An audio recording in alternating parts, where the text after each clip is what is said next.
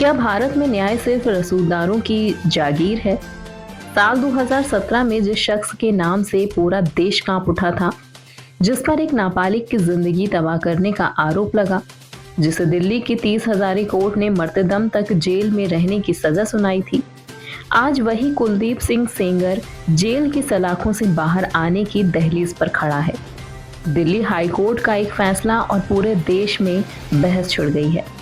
क्या सेंगर को मिली जमानत पीड़िता के जख्मों पर नमक है या ये कानून की कोई पेचीदगी?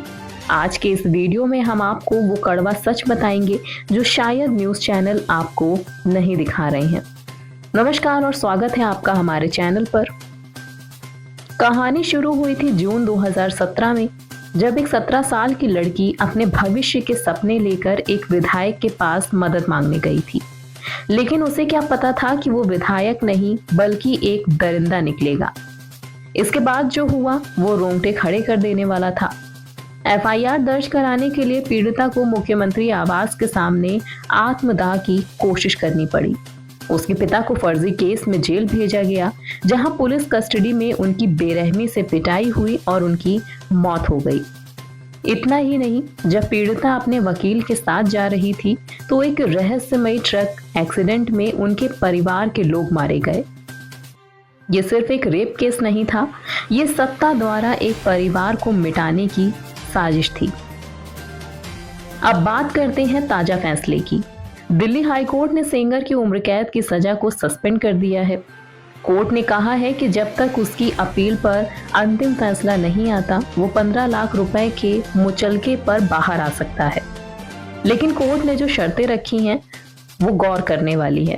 पहली शर्त है कि वो पीड़िता के घर के पास नहीं भटकेगा। उसे हर सोमवार दिल्ली के पुलिस स्टेशन में हाजिरी लगानी होगी और उसे अपना पासपोर्ट भी जमा करना होगा। लेकिन यहाँ एक बड़ा सवाल ये है कि क्या एक बाहुबली नेता के लिए ये शर्तें मायने रखती हैं? क्या वो बाहर आकर गवाहों को प्रभावित नहीं करेगा? अगर आप सोच रहे हैं कि सेंगर आज ही अपनी लग्जरी गाड़ी में घूम रहा होगा तो आप गलत हैं। यहीं पर कानून का एक और पेंच फंसा है।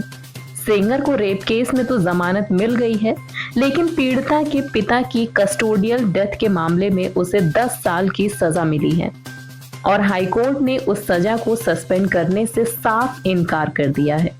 यानी जब तक उसे उस दूसरे केस में भी राहत नहीं मिलती, वो तिहाड़ जेल की रोटियां ही तोड़ेगा।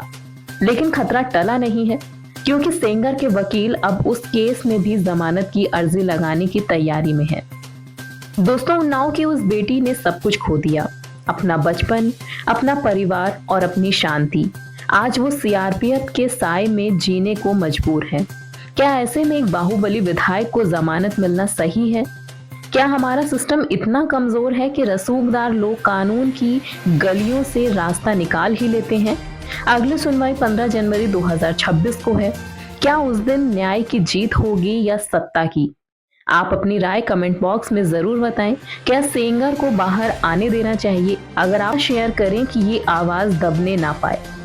चैनल को सब्सक्राइब करें और बेल आइकन जरूर दबाएं ताकि इस केस की हर अपडेट आप तक सबसे पहले पहुंचे।